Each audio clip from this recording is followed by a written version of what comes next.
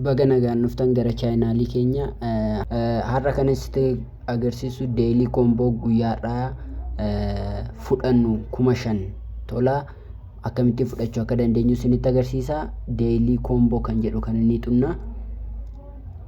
Kaza bakkoota duwwaa sadan kana gaaffii qaban sadan kana ni gunnaa jechaadha. Isaan kana egaa gunneeti asirraati akkuma argitan kana asirraati 5,000 kana fudhannaa jechaadha. 5,000 kana fudhannaa jechaadha. Isa fudhachuudhaafi kan nuyi argannu as leegaal kan jedhu kana jala dhufnee dirqama turkii kan jedhu kana namni tokko invite gochuu qabna jechaadha. So namni tokko karaa keenya laalee invite gochuudhaan asitti yoo fudhanne malee 5,000 fudhachuu hin dandeenyu. Yoo kana warri gootan fudhachuu ni dandeessu jechaadha. Nama akkanan goone dhaqee nam tokko friendii koo tokko invite akka inni naa ilaalu yoon godhe fudhachuu nan danda'a jechaadha. Kanaaf as jala nan dhufa copy godheen gara sana dhaqeenan invite akka godhuuf nama sanaaf feera jechaadha.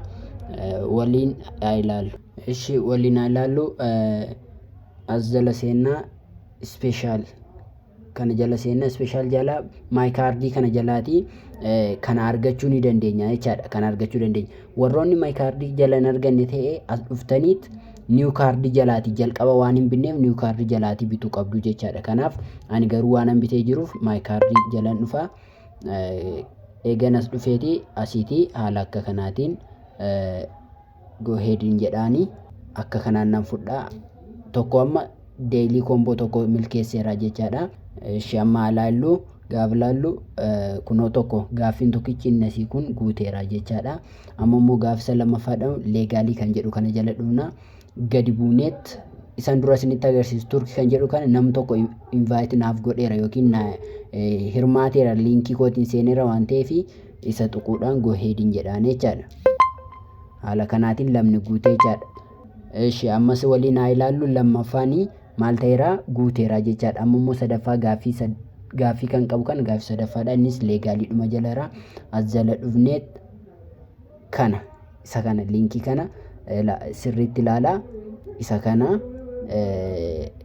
fudhanna. Amma immoo go ahead jennaan kana yoo tuqne maallaa 5,000 guyyaarraa fudhachuu ni dandeenya jechaadha. Kana gaaf goonu ni milkoomna jechaadha. 5,000 kunoo amma fudhachuu ni dandeessanuun jedha. Take kan jedhu kana gaaf xunnu 5,000 itti nuuf dabala isa baalaansii qabnu irratti jechaadha. Haala kanaan fudhanna. Haala kanaan gaaf fudhannu kana nu dhufa kunoo naaf dabaleera jechaadha. Kanaaf haala kanaan gaaf deemnu guyyaadhaan guyyaatti nuuf guutaa jechaadha. Inni guyyaarraa kana ture. Am guyyaa boruu immoo isiniif qabadhee dhiyaadha. Chaayinaalii kanaaf addisii kan taatan subscribe gochuun like gochuun immoo nu jajjabeessa. Galatooma.